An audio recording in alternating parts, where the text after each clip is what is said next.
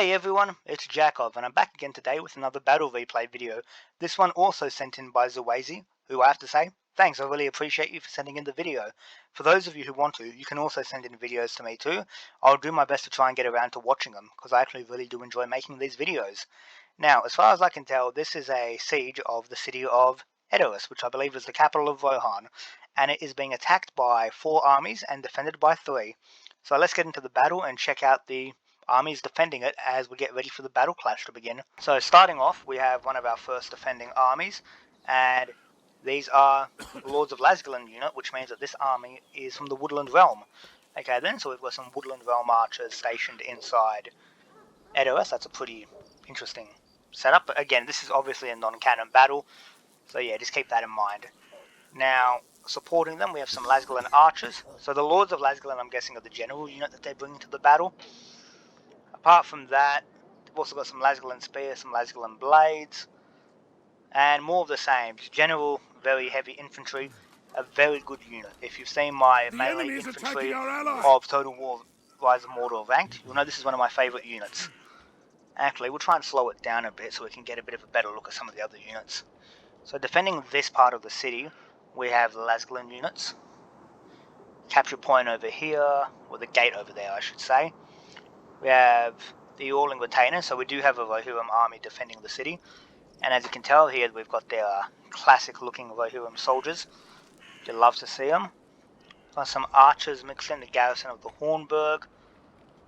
Lasgalen spears, Lasgalen blades, more Easterling retainers. Okay, so we've got a bit of a mix of Rohan and the Woodland Realm here. Leading the Rohirrim, we have Theoden himself.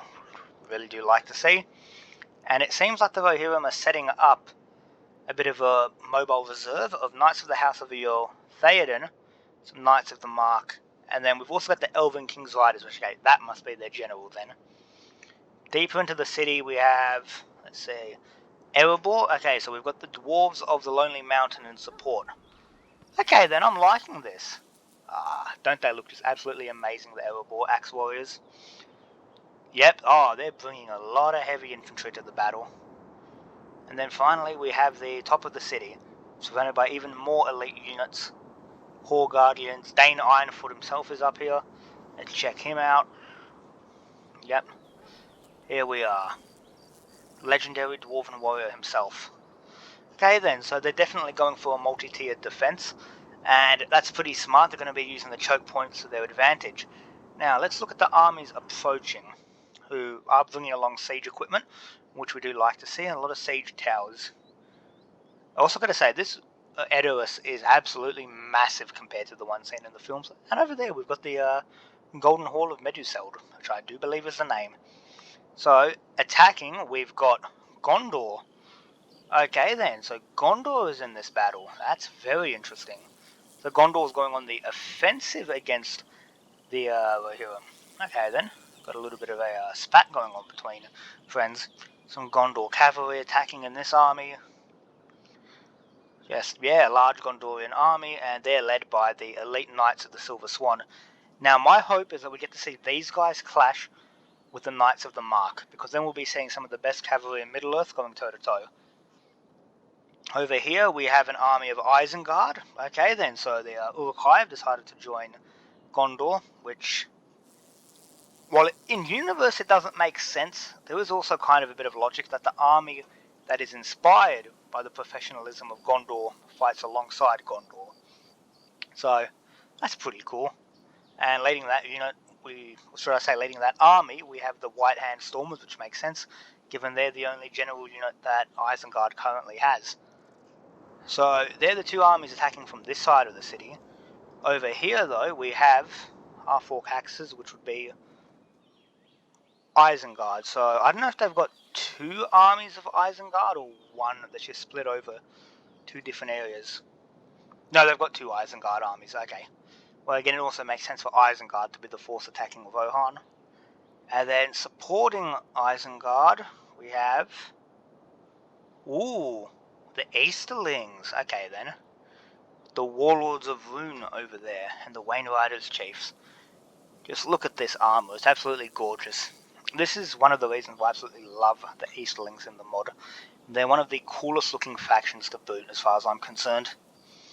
So yeah, pretty much we just got a big ass army from Rune approaching, and they've brought a lot of cavalry of their own.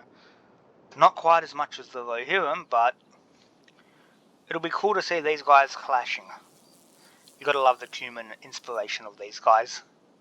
So yeah, let's let the battle commence. We'll go to normal speed and we'll see how the battle goes. But yeah, we've got siege towers approaching everywhere, and here we've got the first part of the battle. Now, we've got supply barrels, we've got towers, and the half-orc axes are attacking. Now, personally, I think this is kind of a mistake, unless they're planning on using these knights to charge them as they come through the gates, because you're essentially negating the usefulness of having these watchtowers thinning out the enemy ranks. See, you're going to have some troops get killed, but overall, if you had troops holding this line, you'd be able to inflict way more casualties on the enemy. And there goes the supply unit. More and more half-orc axes, the gates are destroyed, yep. Been blown apart. Now, are these Knights of the House of Yor going to charge? Or what is the strategy here? As far as I can tell, there's still oil. So the oil is going to kill some of them, and they're charging them.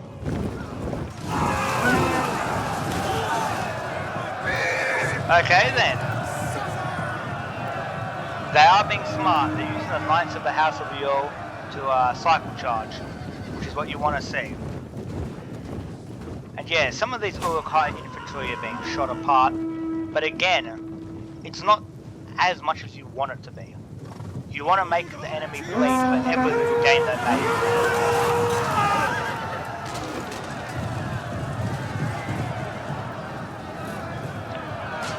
There go a bunch of Uruk-hai. And cavalry escapes almost unharmed. Okay, there goes one guy brought down. Tower has been destroyed. Towers are gone, and Isengard has begun to make progress. And I'm an idiot, I've skipped this part. Here we have more half-orc axes deploying, but they're being rained down upon by archers, which is smart. Kill the enemy shock infantry before they can meet you.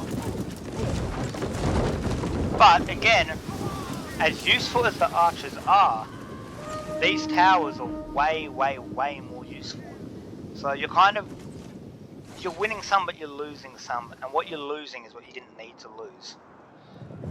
Now over here, these Knights of the House of Yor are just going to run rampant on these guys, which is cool, seeing Uruk-hai get slaughtered. Which is what's going to happen right now.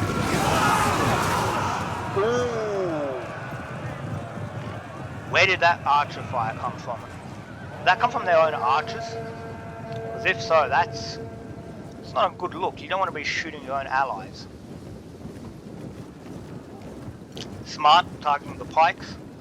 You definitely want to do that. If anything's going to be a counter to Rohan's cavalry, it'll be these guys. These troops are breaking. And yeah. I mean, you've broken one unit, but now they're returning. The enemy have rallied their units. That's a shame. It really is. Now, we see their infantry getting ready. More archer fire raining down. This probably isn't...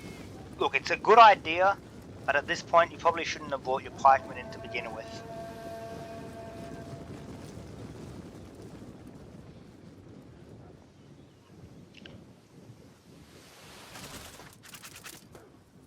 Okay, that's a pretty cool effect. And because the Uruk-hai Raiders aren't the best troops in terms of defense, these archers are going to be pretty devastating against them. But yeah, the Gondorian army has also now breached the city. And everywhere, yep, they're just clearing out the Gondorian... The Gondorians, such as the warriors of Lossarnoch, are now clearing out the defenders' fortifications. Now, see, I don't get it. I really don't get it. Troops like these could have been slaughtered, absolutely slaughtered by these watchtowers, but instead, they're letting them just be taken. Gates are utterly destroyed. And it's not like, okay, I was going to say it's not like they have cavalry here, but they do. But they're going to do the same thing. They're going to charge them. If so, it's going to be interesting to watch. Yep, they are charging them. You're seeing it live.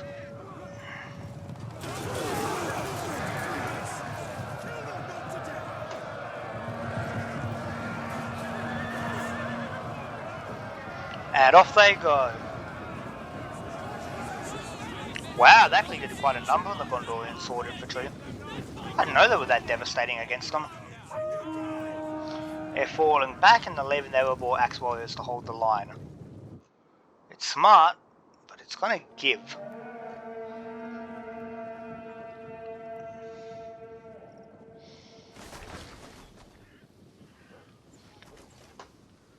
Also, I totally forgot to do this. Let's look at the numbers of each army. Okay then, the defenders are outnumbered massively. Almost 2 to 1. Kind of. Yeah, when you're outnumbered by that much, and the enemy army is also good quality, you really need to maximize deaths. And the fighting has begun. Half-orc axes and Urukai versus the Lasgalan warriors.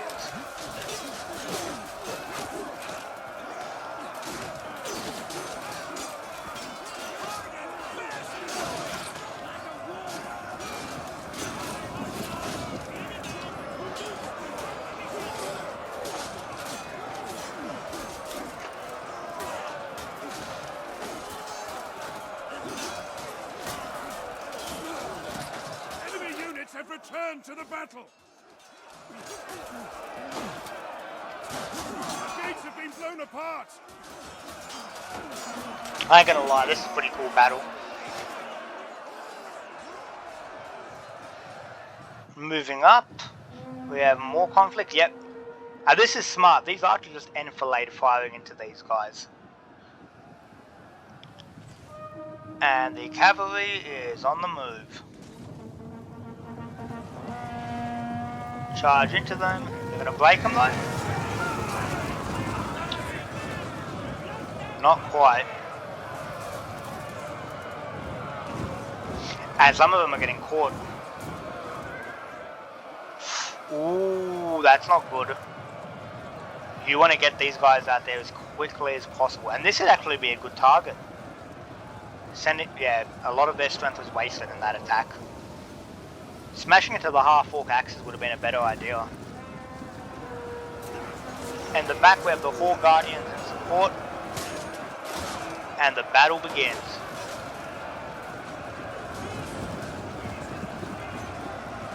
So I don't get this. The Urukai keep advancing, then pulling back, then advancing.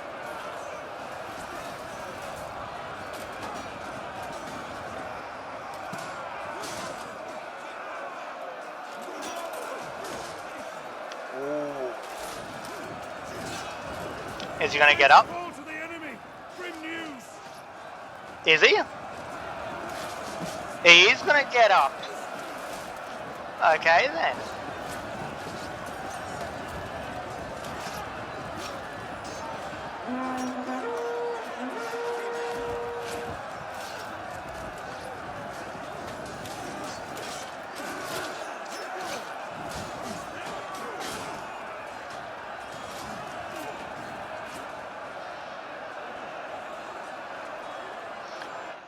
So yeah, we've just got brawls erupting everywhere. And what's this? The warriors of Lossarnach have been broken by Erebor axe warriors. And Dana Ironfoot's Iron Guards are beating them and holding off the Gondorian spear militia. Right, Gondorian spearmen, I should say. Not spear militia.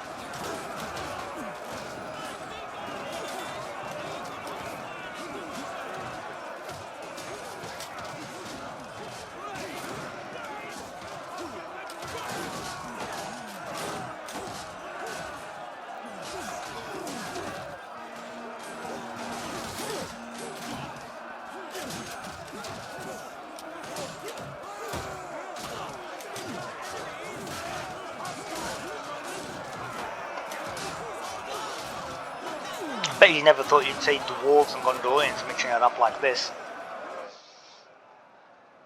Now let's check the rest of the battle and see what's going on. Now, this is nasty. Or is it? Oh no, it is nasty, okay. The Uruk-hai crossbows are just shooting their heart's content against these Erebor axe warriors, while the rest of them are hiding behind these rocks, protecting them from the enemy range units. Smart, but this unit's gonna break if it gets shot to death like this. Are they responding?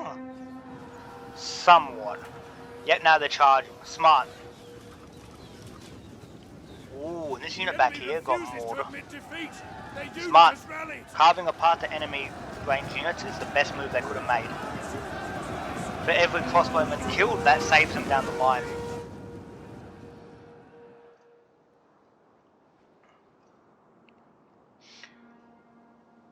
And then over here is a part of the battle I've been missing entirely, the Easterlings.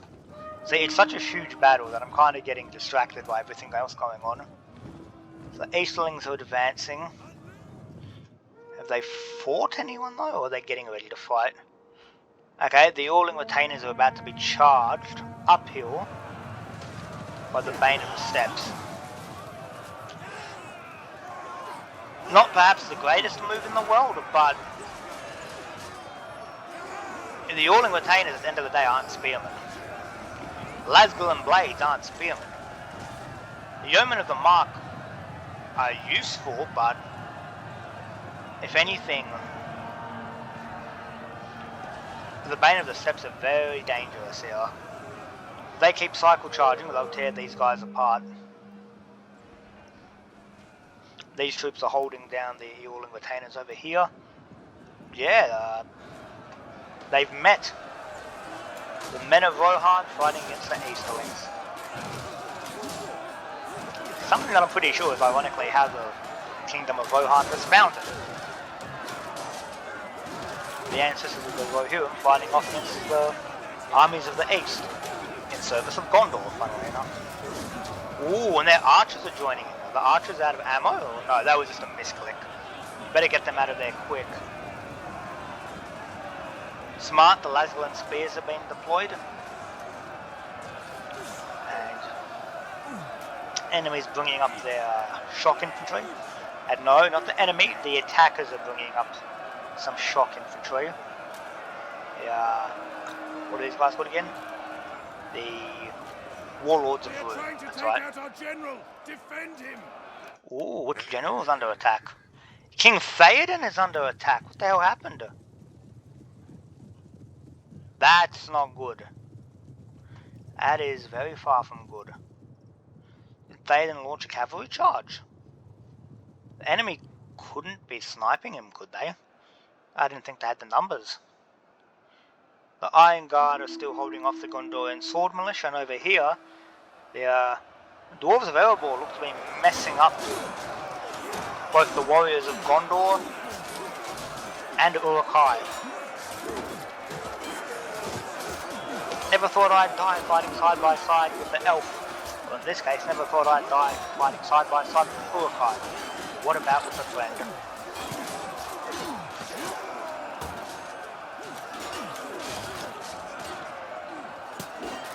Oh, there goes that Uruk-hai.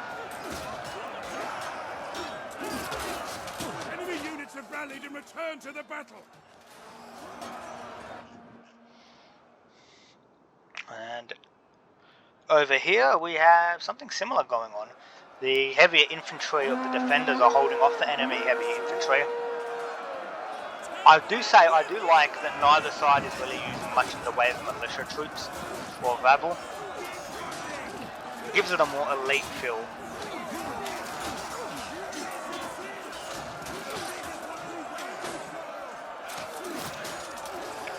Cavalry's charging. Although what are they going to charge at? It seems like a waste of cavalry. I think even they're realising that. And ooh, the Lasgul archers are fighting. And the Hall Guardians, ooh, that's not good. You need to deploy them. If you just let these guys stand still, the archer force will pick them off. And yet now they're deploying them into the middle of battle.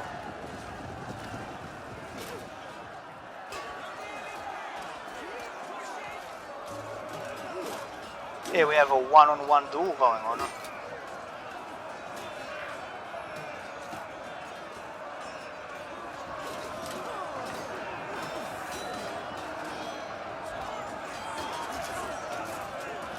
See, I don't know if using the Lasgal and archers here was a good idea. Because you're throwing them against shock infantry. And even if they're not the best in the game, it's still pretty good shock infantry, all things considered. But yeah. I wouldn't say the attackers have made massive gains, but I wouldn't say the defenders have been playing as hard as they could have. Now, looking at man count, ooh, the defenders have lost under 400 troops, but the attackers have lost almost 2,000. They can keep it up. Are we good? Ah. Now this isn't a strategy I really like. But I will admit it is smart. By, essentially, if you don't know, by forcing their units this close to the defenders and then bringing up their archers, the enemy can't really do anything except absorb the fire. Although, in this case, they could just clash, and now they're bringing up their spearmen anyway. And now they're retreating their spear. What is this?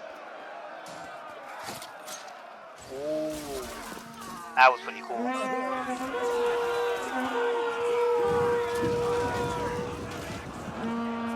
Okay, that's very odd. And here we have battle? Question mark. They're doing the same thing. They're just having Mexican standoffs.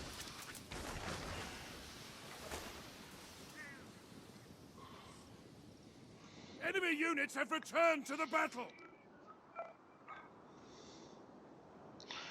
Okay, now over here, it looks like the dwarves are kind of spending themselves. Just because they're doing a lot of damage. But even so, the Erebor Axe Warriors can't fight forever.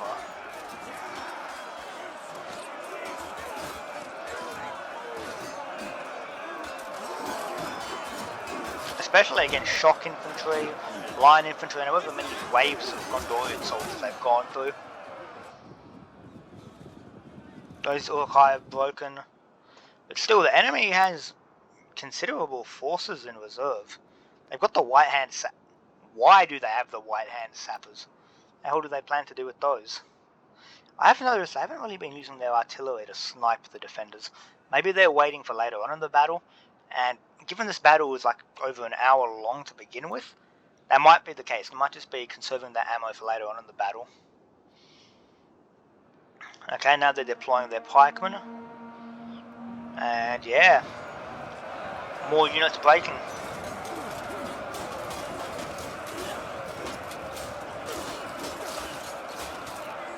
The Lords of Lasgal are being thrown into battle because they don't have any more ammunition. But at the same time, they're a good unit. You shouldn't be using them like this. Against shock infantry and, okay, I was going to say against pikes, but these pikemen have been used very weirdly.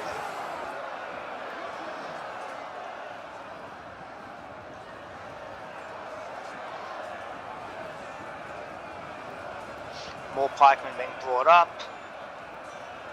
The 21 Knights of the House of the Earl just chilling. And over here, the Lasgal blades are finally being whittled down. I guess the Uruk-hai infantry is kind of getting to be a bit too much for them. I've got to say, they've really done amazing modelling Rohan. It looks fantastic. Well, not Rohan, Edoras. Even if it is absolutely colossal, which you could say is a limitation of the film version.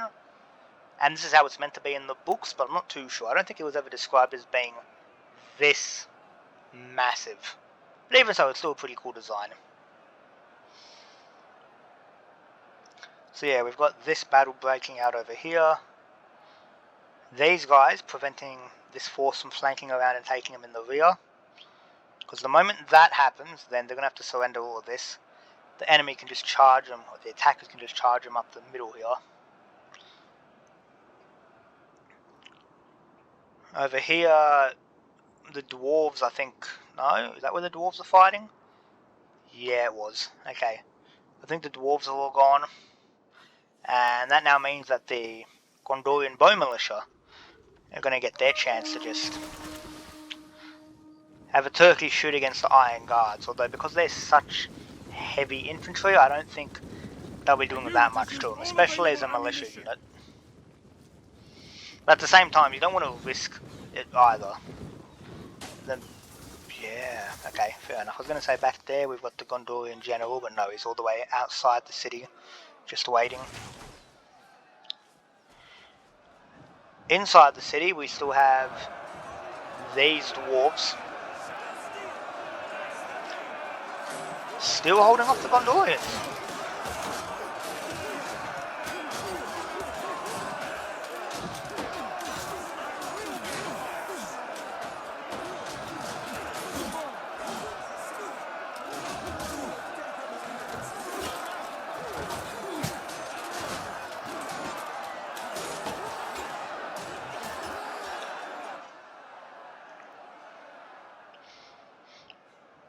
I wonder why the Erebor crossbows aren't shooting. I mean, these ones are. They've got the perfect enfilade position. Between these units and the Lords of the Lasgalan bows, they could destroy this unit.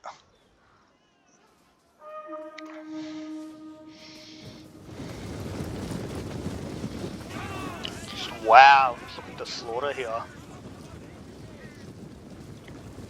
The dwarves certainly did well.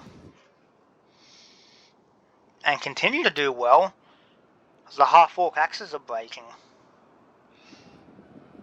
The garrison of the Hornburg is doing well too, continuing to shoot into the flanks. And the Lords of Lasgalan are on their last legs. 4 of these warriors left and they keep going. 3 of these warriors left and they keep going. And this is what I mean about wasting your units. Imagine the damage these troops could do in flanking attacks, instead of being forced to fight pikemen head to head or armed with short swords. Now, as far as I'm concerned, these archers are wasting their ammunition hitting the Uruk-hai infantry. The pikemen, yep, that's a good target. But I actually would have tried to target these Uruk-hai pikes. Just because this infantry can more easily withstand these pikemen than the archers can.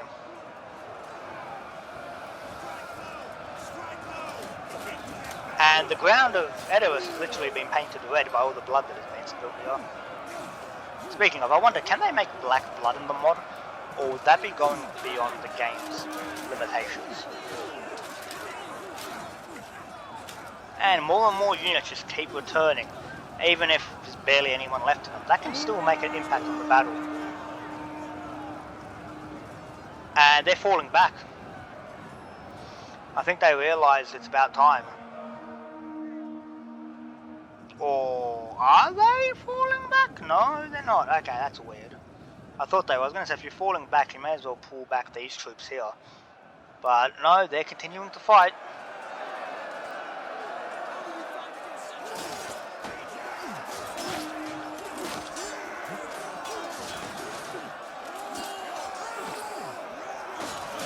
Enemy units have been rallied. They appear to do that quite a lot, this rallying of units.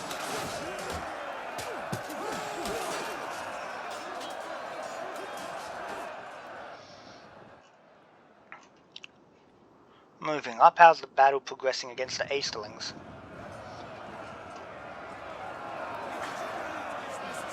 Not the greatest, but not the worst either. They're holding their lines, which is good. The enemy have run out of ammunition, which is also good, and they've been forced to use up their archers. It's good if you're a defender. If you're an attacker, it's not so good. However, they do have more archer units in reserve, so they're not completely out of luck. Our men flee the field of battle. This is a shameful display. And the garrison of the Hornburg break, and they're replaced by another garrison of the Hornburg. This unit of Lasgalan Blades is all the way down to 12 men, or elves. Lasgalan Spears, and the Halberdiers, the Hall Guardians, that's right.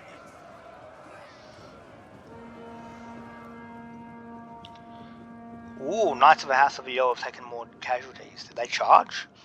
I must have missed that. And Gondor has used up its cavalry.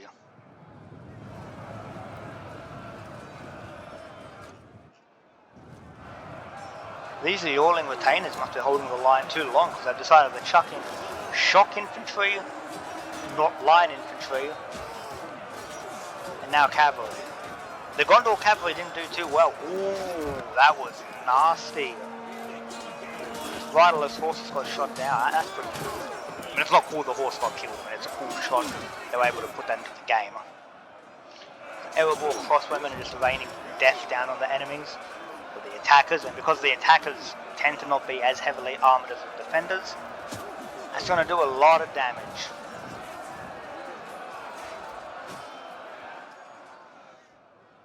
See, I'm wondering, should I make a video on that in the future? Because I'm planning on making a video on the archers, but should I make a separate video on the crossbowmen? Because as far as I know, there's only like 2 or 3 units of them in the entire mod. It's going to be pretty crappy ranking if it's only a best out of 1 or 2. But who knows, we'll cross that bridge when we get to it. These Gondorian swordsmen are still struggling. And the Iron Guard are proving their worth as iron. These guys are next to unbreakable.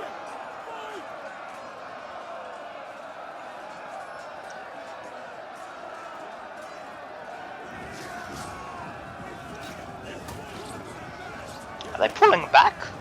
The men have thrown down their weapons and are fleeing. The Erebor axe throwers are retreating. I wonder why. Maybe they just weren't needed. Now they're bringing up their pikemen and more archers. Crossbowmen are gone. That's an absolute win if you're the defenders. But they mentioned units are breaking. Where are units breaking? Ooh, this Isengard army is completely out of troops. Yeah, they're just down to a couple units of, no, 1 unit of pikemen, a couple swords, and that's it. They're done. Impressive. This other force still has troops left to throw into the battle, but not that many, and the balance of power is definitely shifted. The attackers are almost even in terms of numbers with the defenders, which if you're the defenders is wonderful. This is a shameful display. Mate, this isn't wonderful though if you're the defenders. The Easterling retainers are broken and Lasgalan spears are losing. Yeah, that's not good because now it means the enemy can flank around and take them from the rear. They're pulling up more Easterling retainers, but that's not good because the moment you lose one of these, or at least, no, with this at least they're making a bit of a comeback because are they going to deploy their cavalry? No, they're not. But I was going to say, at the very least you deploy your cavalry, you might be able to try and break them.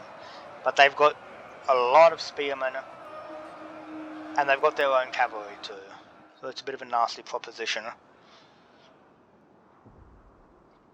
Speaking of numbers, they're pulling back more and more troops to the top of the hill, or at least to this middle part of the battlefield. The enemy have rallied their units. But yeah, a lot of the attacking armies are dead. But the balance of favour is still... it's interesting. It'll be interesting to see who wins this. And I'm going to be completely honest with you, I don't know who wins this. All I know is that apparently it was a very close battle.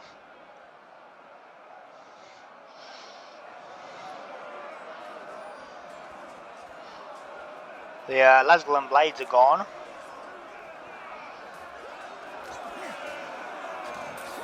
The Lasgalan spears are losing, which who would have guessed? They're throwing pikemen against spears, heavy melee infantry, and a bunch of other units. And they're outnumbered and being flanked. Yeah, no, this flank is completely gone. This unit of Laslin Spears is going to go any minute. And now... Ooh, that's not good. This flank is probably going to shatter now too. These Laslin Blades have fought well, but... honestly, as much as it's going to be a shock for them to lose these two units, or up at maybe 60 or 70 warriors, they probably earned their keep. And these berserkers are going to absolutely carve them apart. Yep, the officer goes down just like that.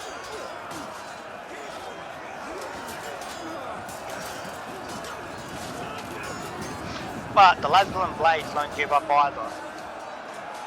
They kill every single berserker but one. Now the enemy attacker has been forced to deploy his general directly into melee. Yep, and moving up, this area is now secure.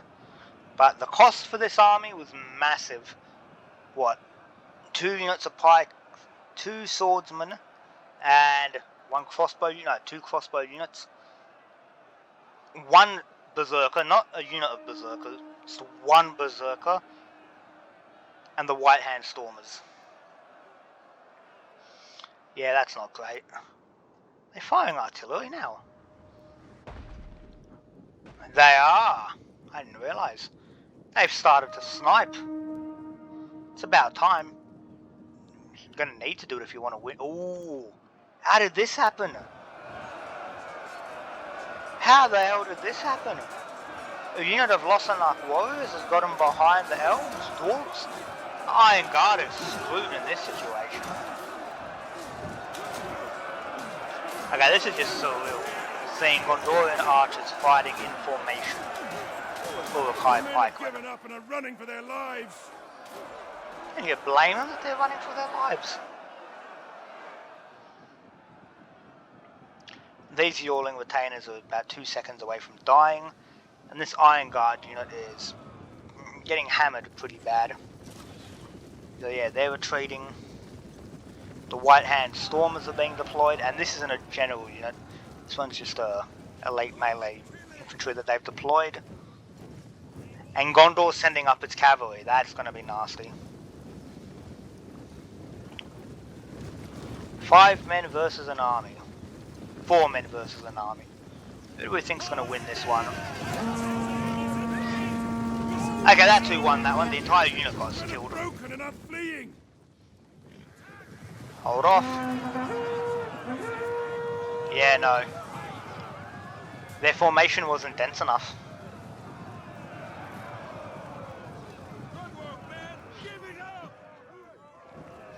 But the Gondorians still lost cavalry.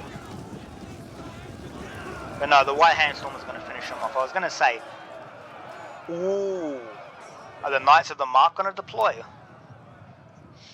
But yeah, the bottom half of the first level of the city is completely in enemy hands, as far as the attackers are concerned. As far as the defenders are concerned, I should say. Charge now before they wipe you out with crossbow bolts.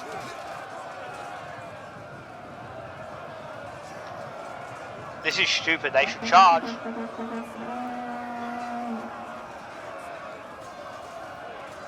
They're really going to want to charge.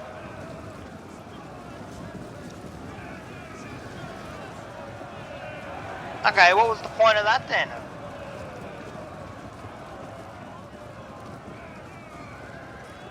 What is this guy doing? Ooh, okay then. That was just stupid, they just lost a couple soldiers for nothing. And speaking of losing a couple soldiers, this area is completely gone. They have been slaughtered by the Easterlings. This unit of Yeomen of the Mark is about to be destroyed. And the cavalry are just retreating. Ooh. Okay, now it makes sense why the attackers didn't start sniping earlier. Because now all the defenders are going to be cooped up in one spot where the artillery is going to be more accurate. It's pretty smart.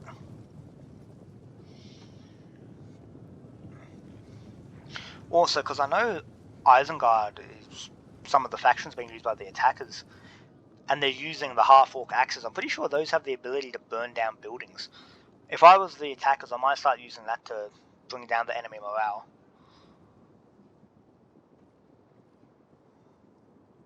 You know, as I say, every little bit helps. The same way using the towers to thin out enemy ranks would have helped the defenders. Burning down this city will help the attackers. And now the defenders are doing to the attackers what the attackers did to the defenders, using ranged troops to kill off their pikes. As far as them, I just keep this up.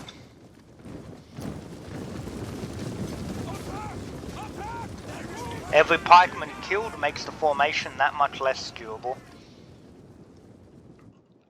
So yeah, now the attackers can only really attack from these two directions, I believe. Unless there's another one I don't know about. No. Yeah. These two positions. And I do like that they didn't just kind of jump to this one choke point and just not do anything. And just let the enemy waste their numbers on them. Instead, they're choosing to play somewhat more fairly. And again, there's a difference between playing tactically and playing fairly. Or rather, you can do both at the same time, I should say.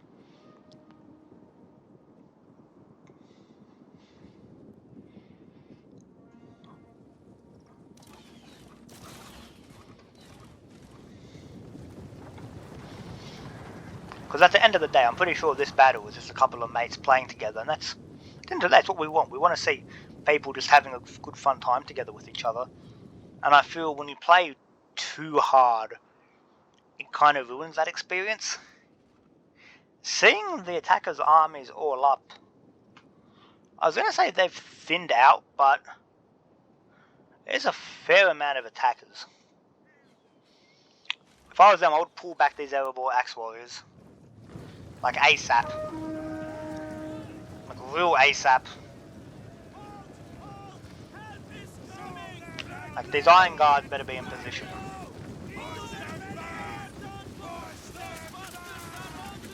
Ooh, those Erebor Axe Warriors got hit hard.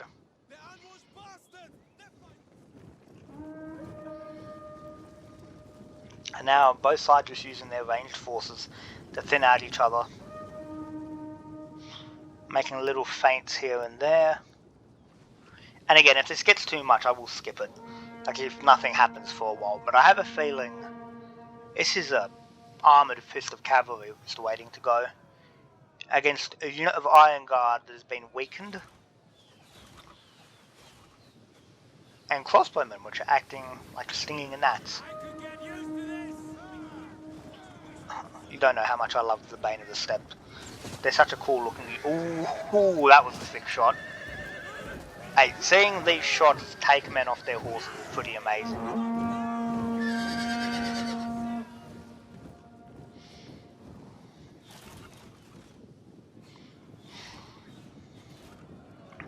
But because the defenders have towers now, in this position that they're defending, the towers will infinitely attack their attackers, so that is a plus for the defenders. And this kind of puts the onus on the attackers to get moving, because they can't afford to just sit around and wait. And yep, they've done it. Their cavalry is deployed. It has hit the spear line. And while the spearmen are losing, as you would expect, just by sheer weight of numbers,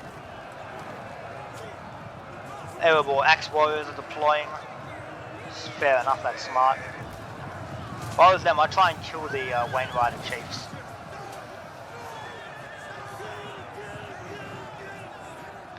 Now, so the smart thing here was that the Erebor Axe Warriors kind of worked as some... Ooh, they're going to hit one. Ooh, that's sick. The Erebor Axe Warriors worked as kind of a meat shield to soak up the enemy attacks.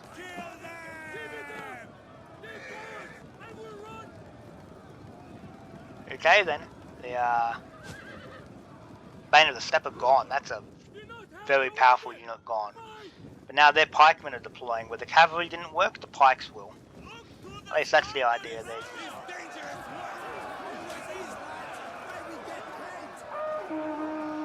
I'm not gonna lie, these Isengard did amazing. But now they're falling back. If I was... okay, they've made a bit of a ploy. What are these Erebor crossbowmen doing?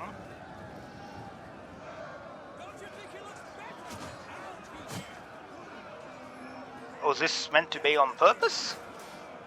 I can't think so, because these guys are going to get swamped in like a minute if this keeps going on. Yeah, okay, now they're running. Watch out, Isengard.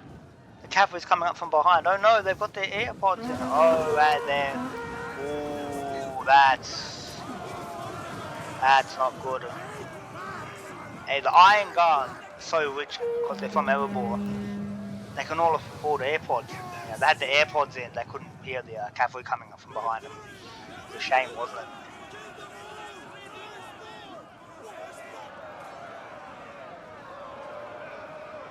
Uruk-hai raiders are breaking. Uruk-hai crossbows are now being brought up.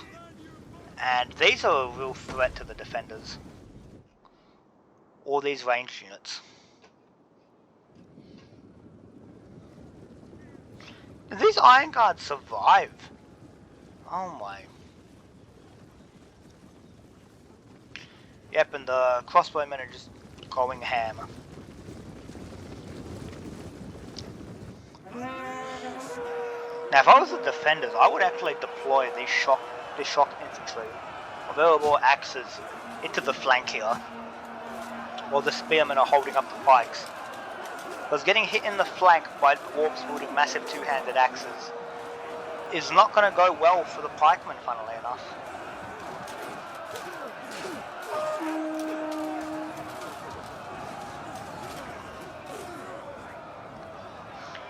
But Gondor is bringing up its archers, so these guys will be serving as infantry. This unit's almost out of ammo, so they'll be infantry too in a bit. What is going on? Why do the Erebor crossbowmen keep running out to be killed by these Uruk-hai? I do not understand it, and it makes no sense whatsoever. And that's just a waste of a crossbow unit.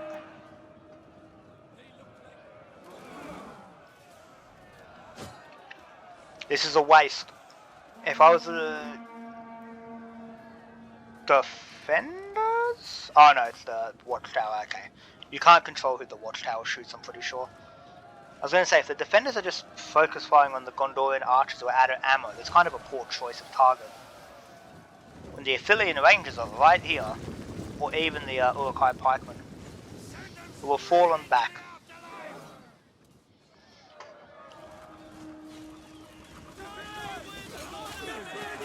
Now, normally I'd say this is a stupid idea, but it is actually kind of a stupid idea.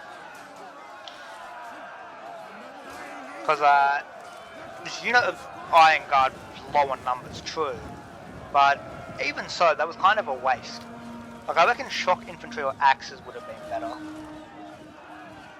Because the enemy doesn't have much in the way of cavalry to deploy over here, but they do have a lot of infantry. So, the crossbowmen could have been carved apart by axes. One thing's for sure, the watchtower's doing a number on them.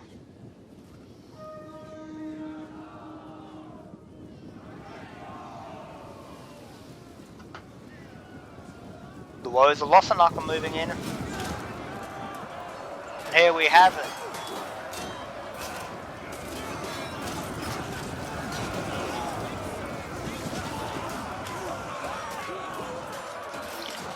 Those flaming shots are freaking nasty, that's for sure.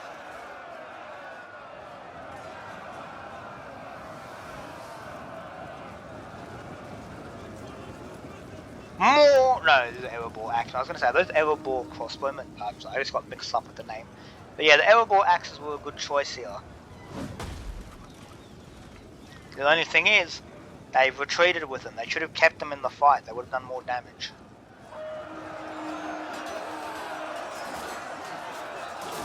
Okay, so the Gondorians are about to lose an archer unit, and the warriors of Lossark are tough, but I have a feeling the dwarves will probably beat them.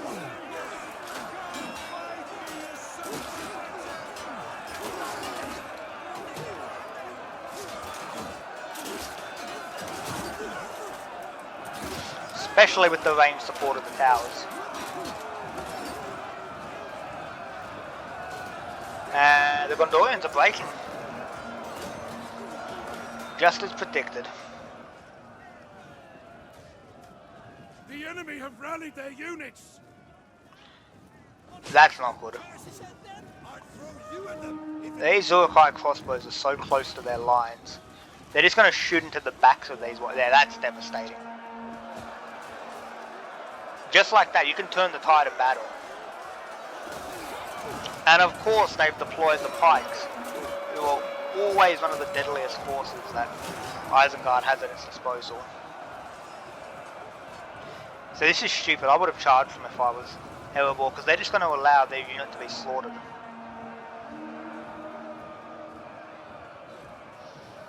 Yeah, that was a mistake. They're pulling back more of their forces.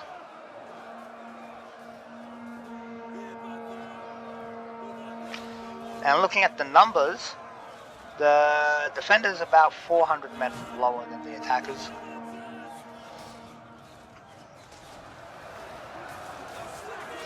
Yep, there goes the Gondorian archers.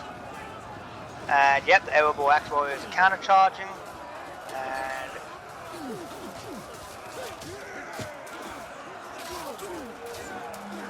honestly, it's like watching a sniper rifle shoot from these watchtowers with the way these warriors go flying. And the Uruk-hai have kind of broken up their formation, which isn't a good idea.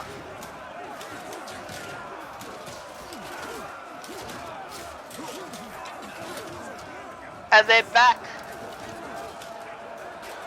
I swear, does anyone ever truly break in this battle?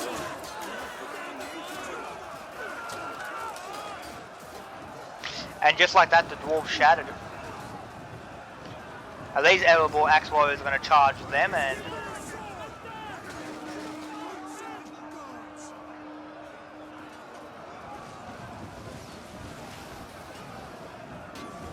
now they've shattered. Just one big chain of shattering. If I was them, I'd get up behind the pikemen and break them as quickly as possible. Because over here, things don't look to be going too well. Big boys have been deployed, the White Hand Stormers, and they're going to do a number on the defenders.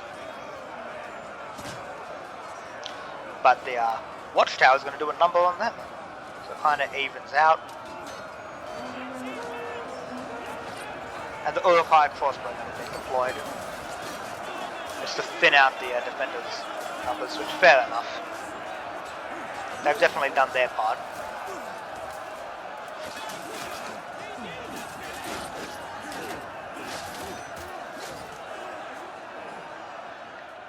And miraculously, this flank held. However, unit-wise, they're down a bit. But unit-wise, the attackers on this side are also quite down a bit. One unit of Gondorian archers, that's out of ammo.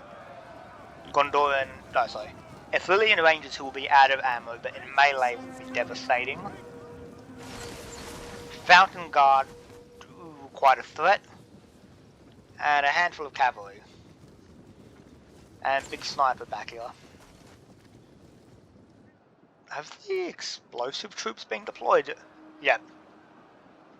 The White Hand Sappers are still waiting, and they're being forced to pull back more of their troops from up top to send them into the battle, which is smart. If your troops have a good chance of winning and you've got reinforcement just lying around further back, it's a good move to deploy them while you can.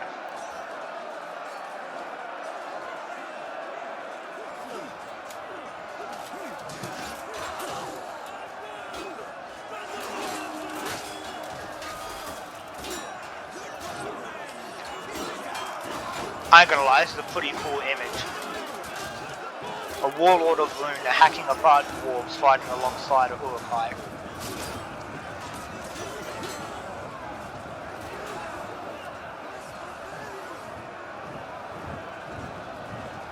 Now say what you will, the defenders aren't giving up lightly in this part.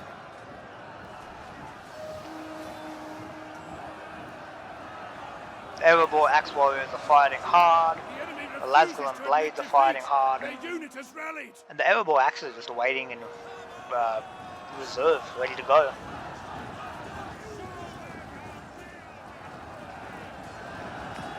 And in go the Erebor Axes.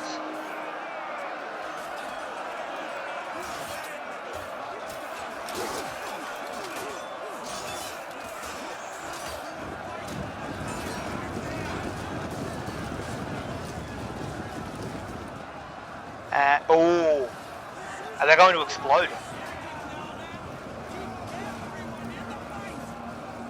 Please tell me the White Hand Sappers explode. I'm not going to lie, that would be absolutely amazing.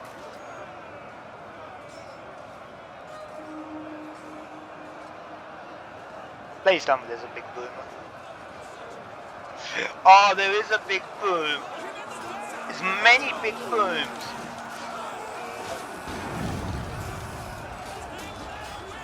What the hell did that come from?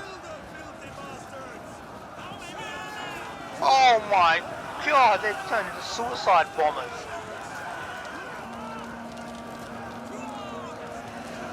Hey, I'm not gonna lie, that's pretty clean. No, not being suicide bombers. I mean using explosives to tear apart the enemy lines. I want to be very clear about that.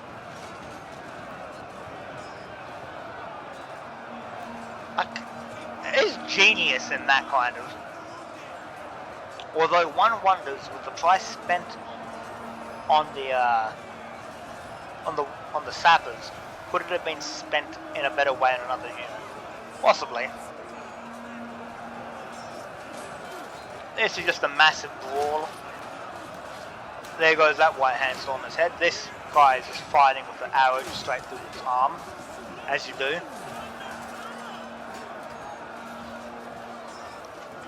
And I think they broke the White Hand Stormers. That's quite impressive. And now they're counter-charging their crossbows, but don't go too far. Get smart. Now the Variag Lance is about to deploy, and they're going to want to move back very quickly.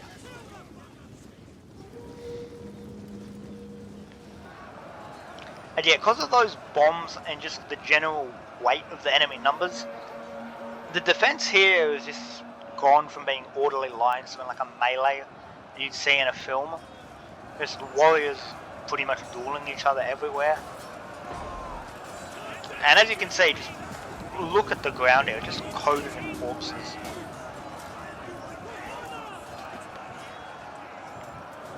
The Lasgalan blades are broken, but Erebor Axe is charging.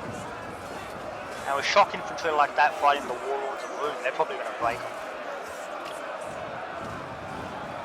But the pikemen here are proving their superiority. Again, they're going to break through another formation.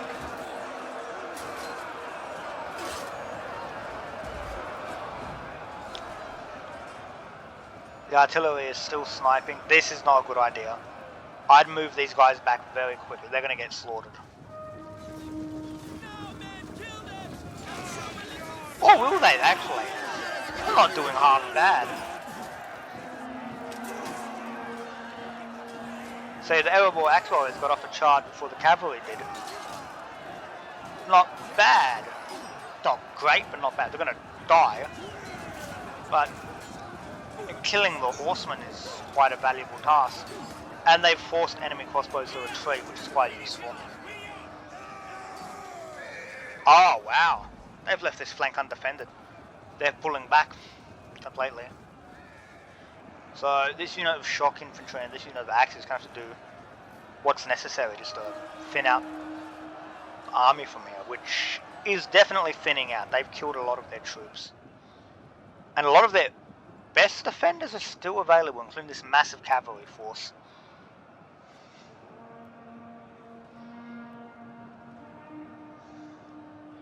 That unit breaks, and now these guys are going to get charged from behind.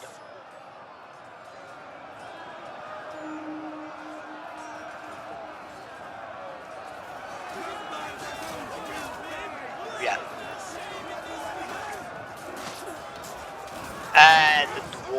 Rohan. Honestly though, if that flank held longer, they probably would have broken some of these units. Like, yeah, the locate rim archers are breaking. And the battle has moved on to its next phase. Defenders are pulling back. Here are a bunch of archers who got sniped to death. Or are these archers or are these the Horde Guardians, whatever they are? And the attackers are continuing to advance. And now the defenders have to... I was going to say defend 3 ways, but no, it's only 2. So they've got their cavalry ready to go, the Knights of the House of Eola. If I was them, I'd charge now before they can bring up their pikes. Just as the attackers were getting ready, I would have tried to just destroy these 2 units. Possibly even the pikemen before they get into formation. Because once they've got all these halberdiers and all that supporting them, then you're going to be screwed charging in. See, now it's too late.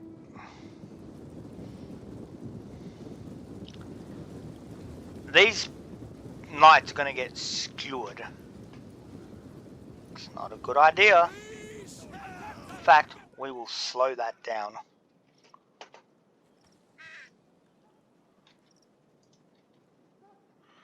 Yep, see? I knew, wasn't a good idea. And we'll go back to normal speed. And we'll go, no we won't, we'll turn it back off.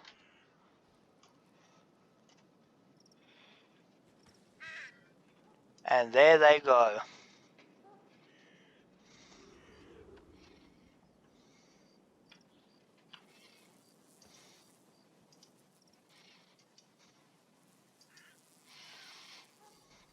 I'm not gonna lie, that was a pretty cool visual. That's probably gonna be my thumbnail for the video. And yeah, if you guys have noticed, generally when I'm pausing or slowing down the video, it's for thumbnails. So sorry about that if it looks like it's screwing up the video. But it does look cool seeing this happen.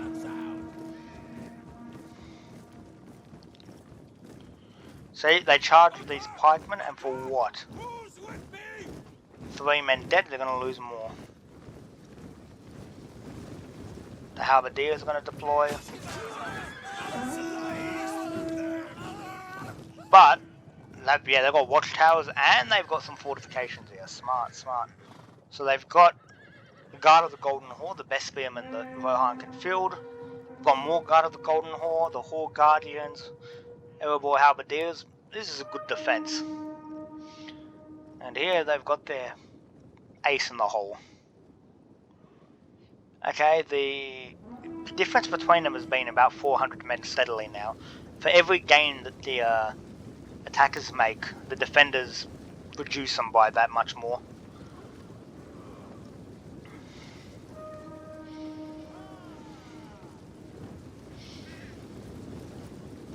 Now, if I was the Riders of Rohan, I'd be getting the hell out of there. Do the defenders have any archers left? Okay, yeah, they do. They've got all these Erebor crossbowmen. And the Lords of Lasgon, okay, that's a good unit to have waiting back. But in comparison, ooh, the attackers have a lot more archers, I think. Oh no, rough parity.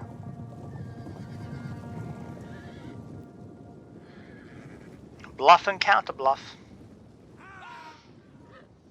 But moving back up. Infantry wise, the attackers don't have that much. Relatively speaking, a lot of their formations have been pretty hammered.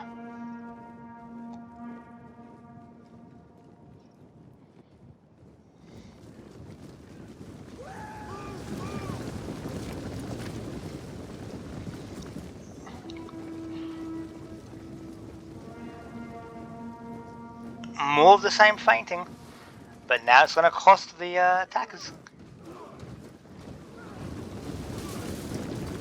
Yep, that's smart. These guys are going to get hit hard.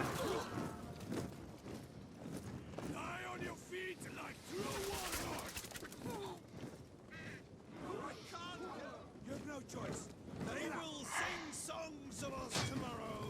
For today, we die. And the Uruk-hai pikes are broken.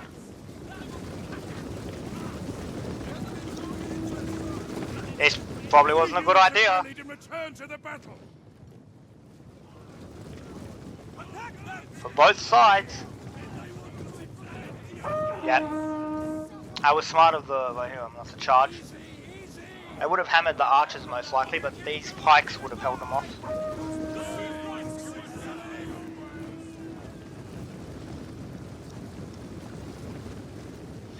See, that's the threat that even just a handful of pikemen pose to cavalry.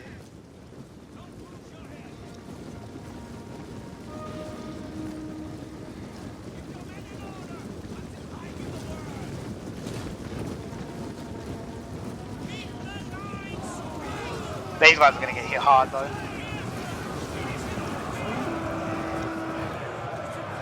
Pull back.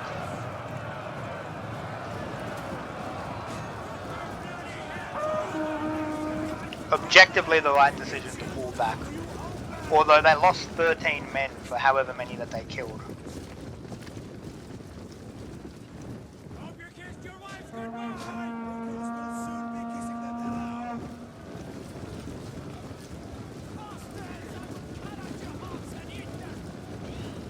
And the Gondorian archers are going to be the first line to fight.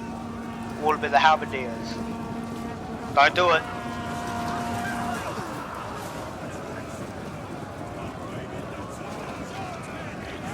I'm not going to lie, they didn't do half bad damage to the halberdiers there.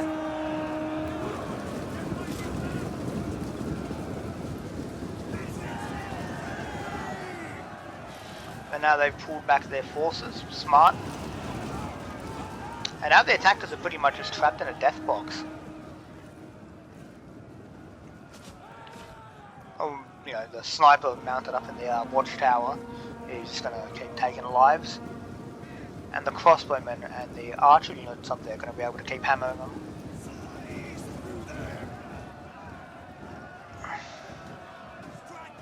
It begins. Halberdiers versus guards of the Golden Horde. Strike low! Into their bellies! And over here, guards of the Golden Horde versus Gondorian archers and Uruk-hai infantry.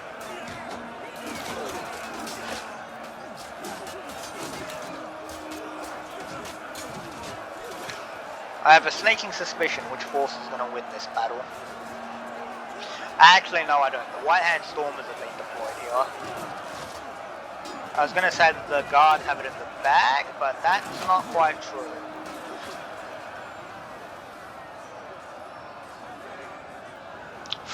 Oh, okay, and the bombers have been deployed. And they've absolutely blown the line to shreds. Look at that, the guard of the Golden Horde have gone. That's horrible. Genius. Yep, so now the defenders are forced to use up one of their last reserves, the Laswell spears. I remember that spear unit was meant to be like their be all end all. Now their archers are hammering them too. And more sappers. So they're going to blow up too.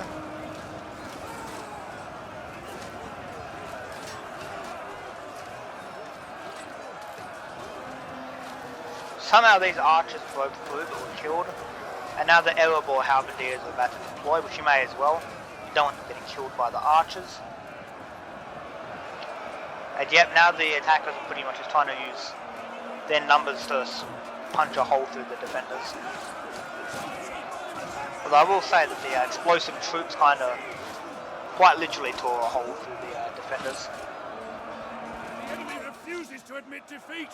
Their unit has rallied. There go the Warlord of Rune, and oh no! No, that's horrible. The Variag Lancers were able to reach the archers. But now the halberdiers can take them out, but even so. That's a fair. Oh, now the cavalry reached the rear. That's very nasty.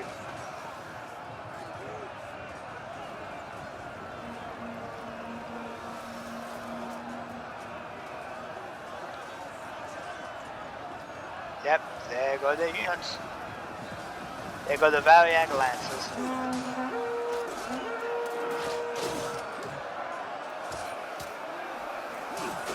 The Easterling Rangers have been deployed and they're a great unit in melee.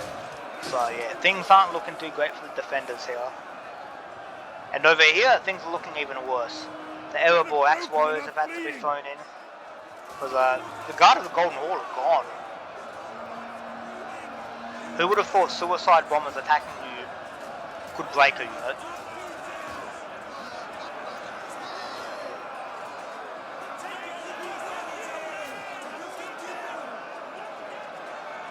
But now the Erebor Axis is waiting to be thrown in. And over here,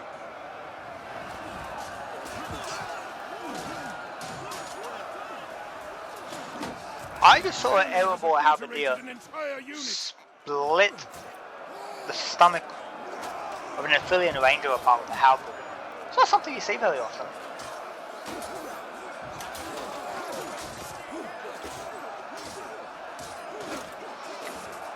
Now the issue is though that the Halberdiers don't have any shields, which means that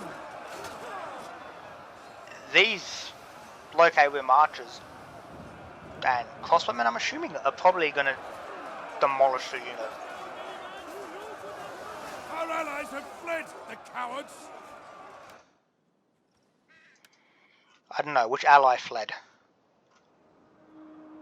Is it Erebor? No, it can't be Erebor, and it can't be Rohan. And it can't be...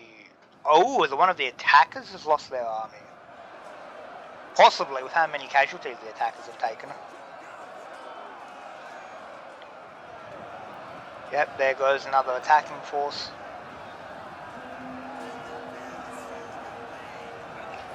And the Elven King's Riders are deploying, as are the Erebor Axes.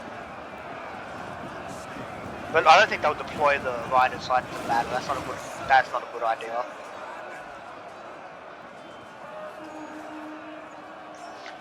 The Easterling Rangers are now being kind of handled, but they've caused a lot of damage, and God knows all the archers of the attackers have caused so much damage to the defenders. This is a shameful display. The Guard of the Golden Hall are gone, and what you could say is kind of a shameful performance on their half that they were demolished so relatively quickly. They got blown up. And the defenders are falling back here.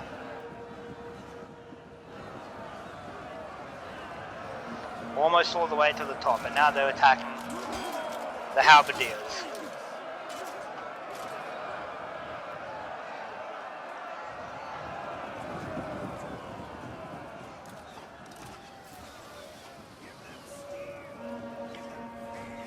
And the Riders of Rohan have dismounted.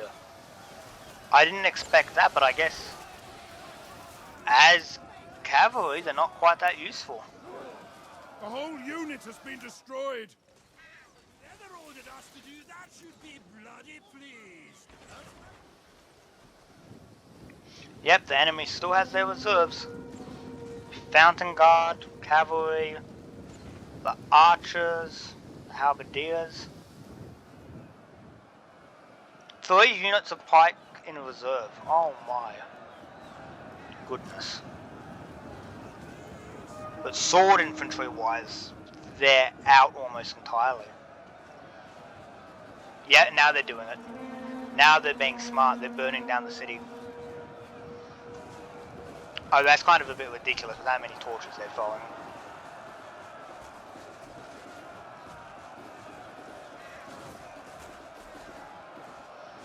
Like, come on, that's a bit stupid. But still. There's just something ridiculous about this much stuff being thrown.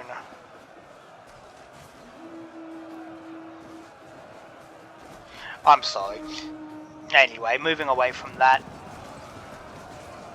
Lords of Lasgalan have been deployed, which fair enough, they're a good infantry, and at this point you need them. And the Uruk-hai crossbowmen stand no chance. Even the White Hand Stormers are kind of suffering.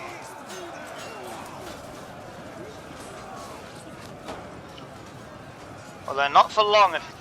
Oh, that's not good. The Gondor cavalry is here. Enemy units have been rallied.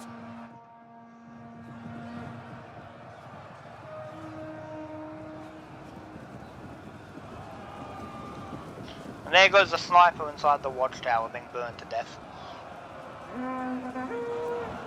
The Erebor axe warriors are broken, and all that's left of the Erebor axes here. Although to be fair, shock troops against this disparate force of halberdiers, warlords of Rune, and White Hand Stormers, they could take it. Hey, we're under 15 minutes of the battle left. The riders of Rohan aren't handling themselves that well.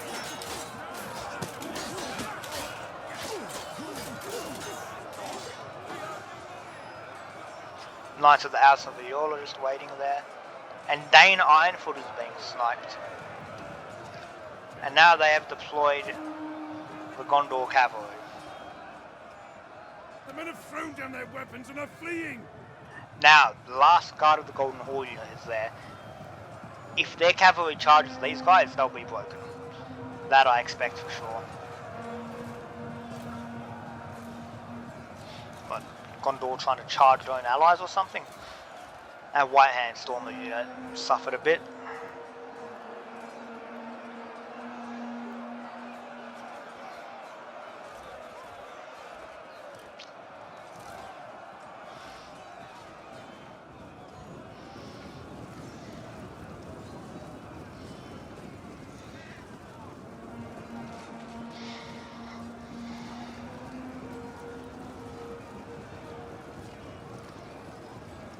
Guard of the Golden Hall are getting into it, and I don't know where they took all these casualties from.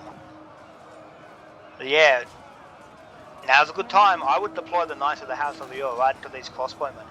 Yep, smart.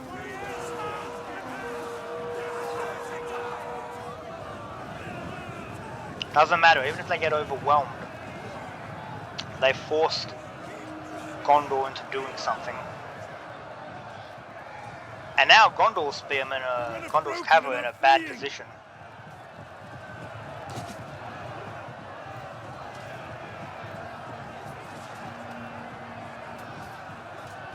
There they go, they're being melted pretty quickly. And the Lords of Lasgalan are not doing too bad. Pikemen are retreating. They better take up formation very quickly. The White Hand Stormers are returning.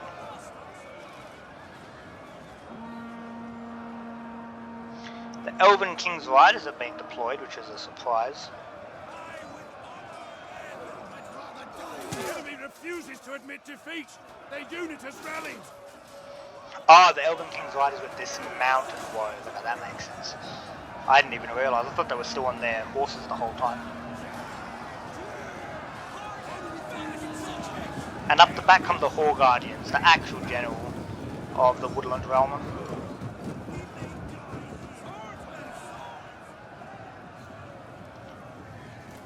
There go the White Hand Stormers, they're completely gone. Uruk-hai crossbowmen would be gone, but who knows with the Lords of Lasgalan. And the Eorling Retainers have been deployed.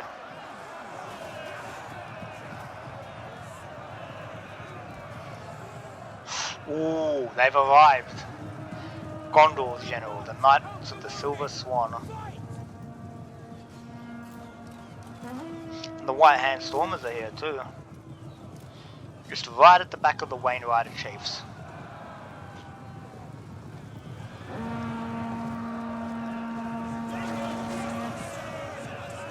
Yep, and now they're deploying their mass crossbowmen. Who are they shooting at? The halberdiers? It's not a bad choice.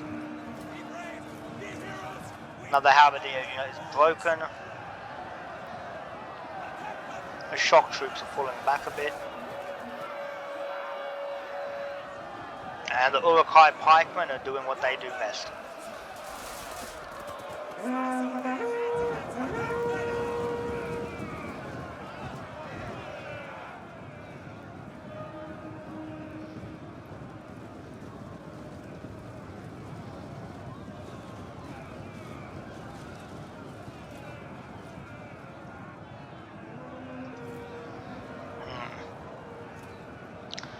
So, the attackers have lost a fair amount of troops in that exchange.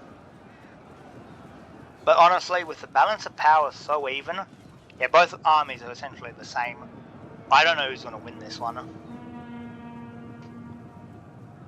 The Gondor cavalry is trying again. And again, the Eorling Retainers are swordsmen. They're not built to kill cavalry. So I don't know why they've sent horsemen out there. And now that shock cavalry, like the Knights of the House of Eorl, are engaging them, they're suddenly breaking, which who would have thought?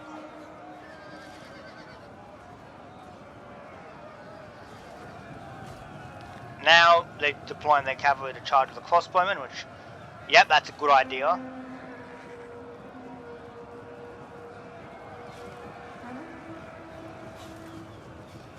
They're pulling them back now, even smarter.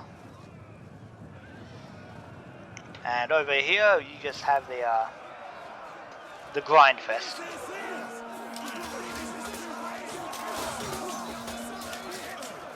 I'm pretty sure with how many warriors have been killed in this engagement here alone, that the actual level of the ground would have been lifted just from how many corpses are here.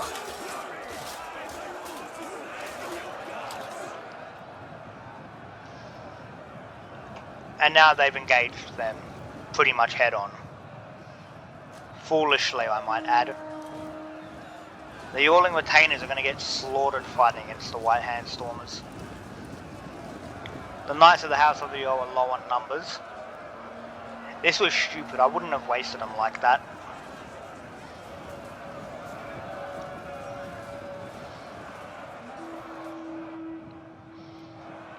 I mean, their trebuchet crew are here now. But yeah, this is all that's left of the attacking army. Gondor Sword Infantry, the Fountain Guard, the Knights of the Silver Swan, and just this assortment of warriors. And now the White Hand Stormers are charging.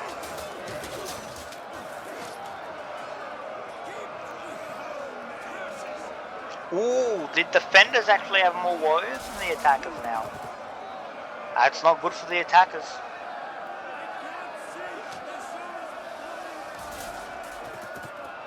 And as you can see, death is just raining from above on these guys.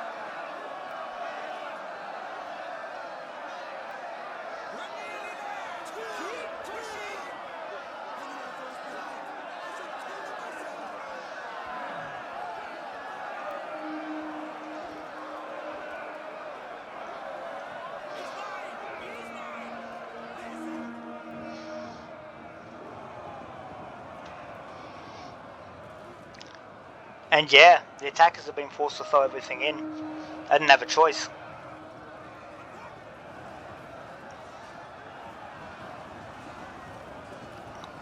These halberdiers aren't going to last too long, especially with all these crossbowmen just raining death on them. And then once they're gone, the pikemen especially are screwed. Because they didn't have any archers to cover them now.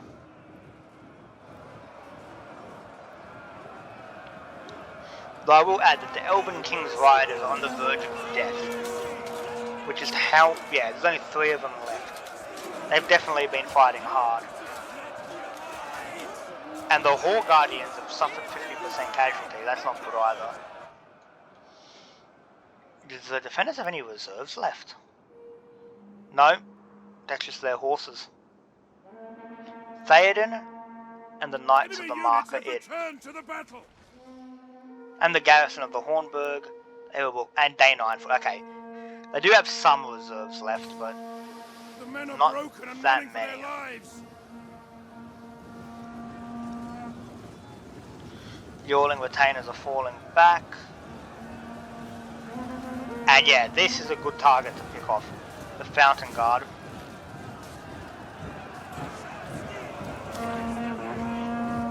With their massive weird pikes.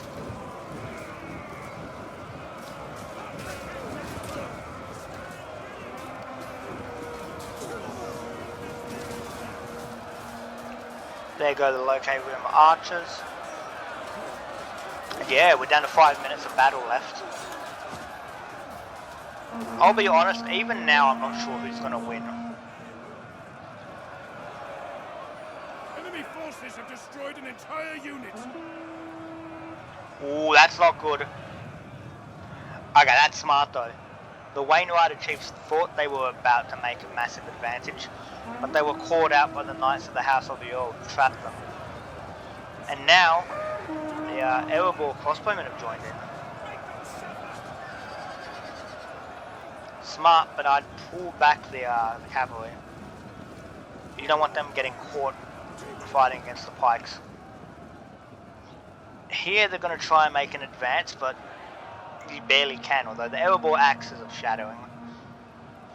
And now, King Theoden and his men are getting ready to deploy.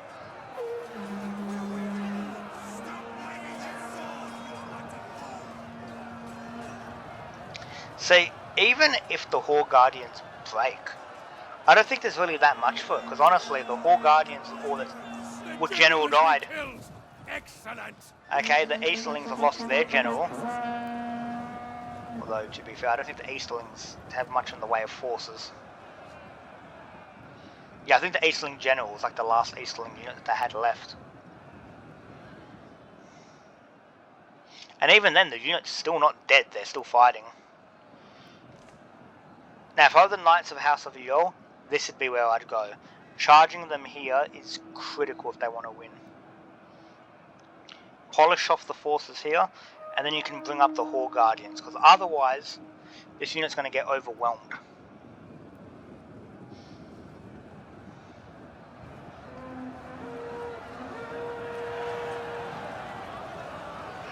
But Dane and his men have now deployed, and they'll definitely be a nasty thorn in the White Hand Stormers' side. Given that they were a unit perfect for killing them. So Isengard looks like it's about to lose one of its generals.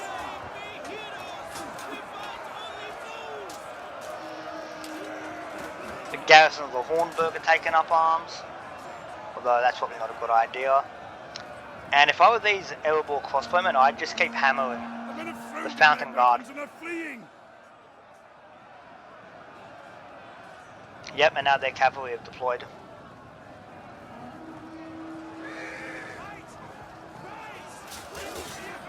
King Theoden and his men is actually dismounted to join the defenders. Fair enough. And there's King Theoden himself.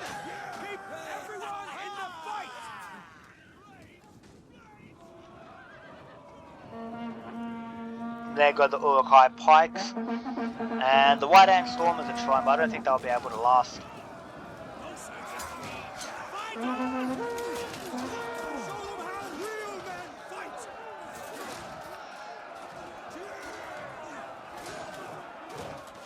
There go the White Hand Stormers. And yep, the Wainwrighter's chiefs are gone, the White Hand Stormers are gone. And all that's pretty much left is Gondor's forces.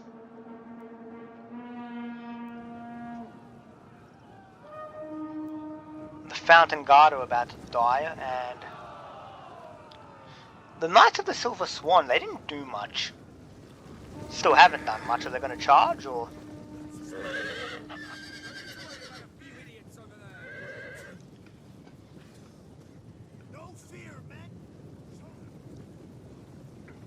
And yeah, now they're going to get charged by the Knights of the Mark. King Theoden, even if he doesn't have any horses. Or Horde Guardians. And the shock troops.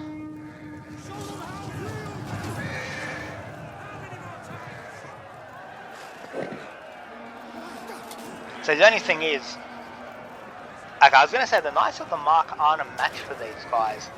But because pretty much everyone on their side has died, their morale has gone to hell. And yeah, I think it's pretty clear that the defenders have won this one, unless a miracle happens in the next 15 seconds.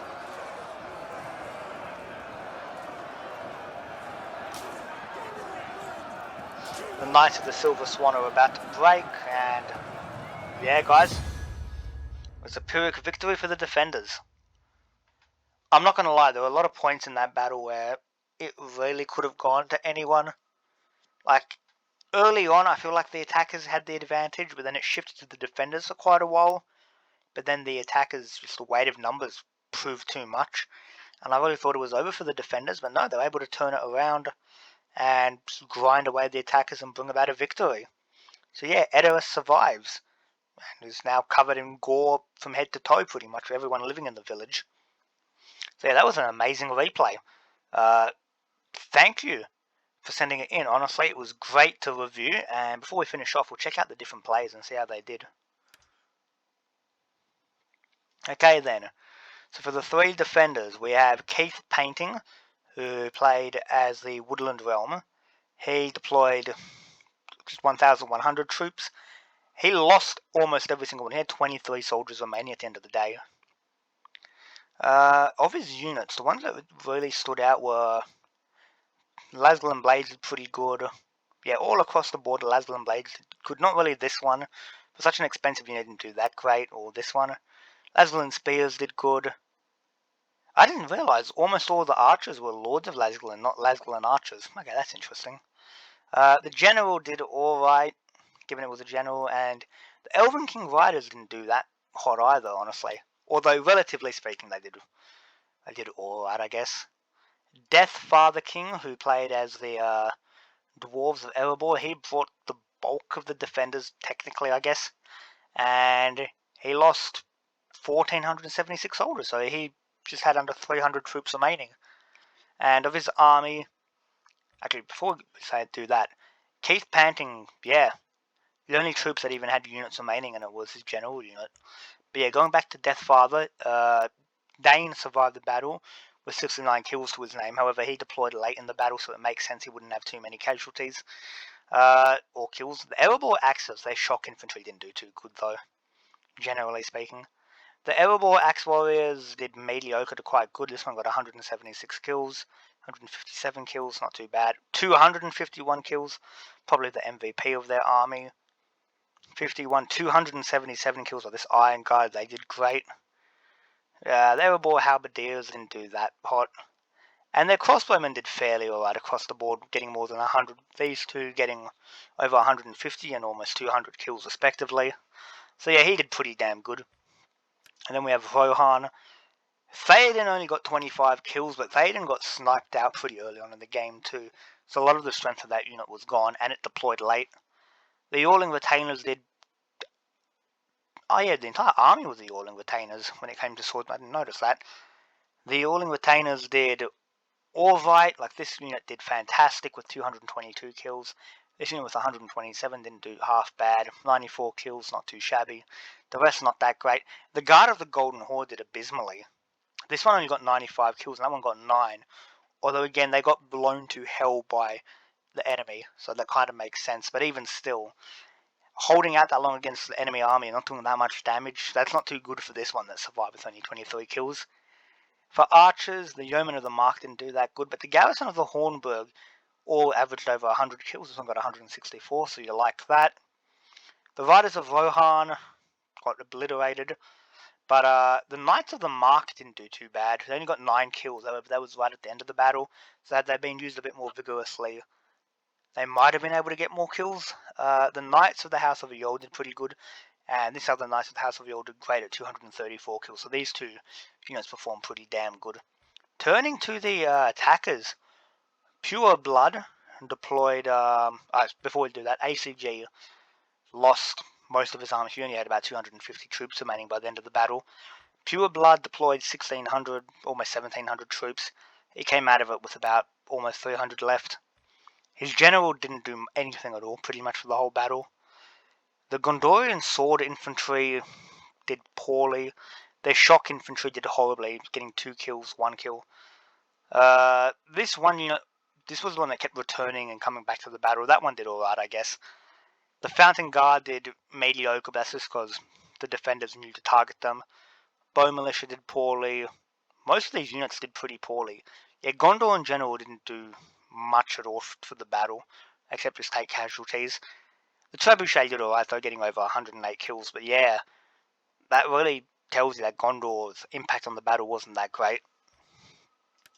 Bernardino, who was leading the Easterlings, he only had 200 troops remaining by the end of the day, and of his troops, which ones did great? His general didn't do too good, his cavalry didn't do that great, like the Bane of the Steppe. His shock infantry went from poor to pretty damn good with 185 kills, 154. His clan guards did crappily, but then again, they are spearmen. They're not exactly the best unit when on the offensive. The Locae Rim Halberdiers ranged from great, or at least pretty good, to poor, with 104 kills to 9, and his archers did alright. They put in some service at the very least, although I'm not too sure how much of those kills are from actual ranged combat or just fighting in melee. And last, the Variag Lancers did alright, all things considered. The first Isengard army of Rohan, or Rory Heron, he lost a lot of his troops. He had one of the largest armies on the battlefield. He only had about 350 troops remaining by the end of the day. The Uruk-hai infantry did pretty badly, except for this one. That scored 162 kills. That was pretty good. The White Hand Stormers didn't do too bad either. The Half-Orc Axes and Berserkers did pretty poorly, though, I reckon, given that they're meant to be pretty good shock troops, and yet their numbers don't really reflect it. The Uruk-hai Pikes didn't do too bad. This one did pretty abysmally. And their crossbowmen, these guys did alright, I guess, except this one with only 47 kills. The crossbowmen could have done more, but it is what it is. And then we've got King Omar also leading an Isengard army, and the largest army of the battle, and the guy who came out of it with the most troops remaining, with over almost 350. His White Hand Stormers didn't do too great. The Uruk-hai Raiders did poorly. His Uruk-hai infantry did bad, except for this one, who got 136 kills. His shock infantry across the board did badly, except for these Uruk-hai Berserkers, who scored over 115 kills. And the pikemen, this one got 91 kills, which is alright, I guess. His crossbows didn't do too bad, with 112 kills apiece. And the White Hand Sappers, although they didn't score that many kills, were very, very useful in terms of how they were used. So yeah, that was the battle, guys. I really enjoyed it. I hope you guys have enjoyed the video. If you have, don't worry, I will be trying to make more of these videos in the future. And yeah, absolute thanks to Zhuazy for sending me in the video. If you guys have liked the video, please make sure to like and subscribe. I would really appreciate it. The channel was quite small, so every little bit helps. This is your host, Jakov, signing out for the night.